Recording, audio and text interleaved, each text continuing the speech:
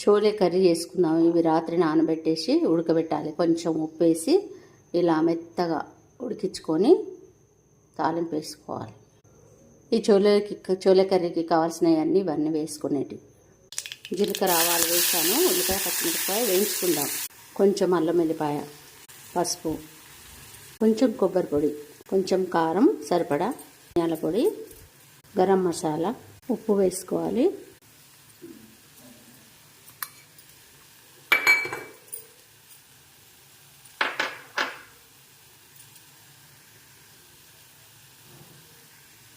టమాటా mixie పట్టుకున్నది ఇందులో వేసుకుందాం. కొంచెం నీళ్ళు కూడా ఇందులో పోసుకుందాం. ఉడకబెట్టిన శనగలు వేసేసుకుందాం. ఒక 10 నిమిషాలు ఉడకబెట్టుకుందాం. చోలే కర్రీ రెడీ అయిపోయింది. దింపుకోవడమే.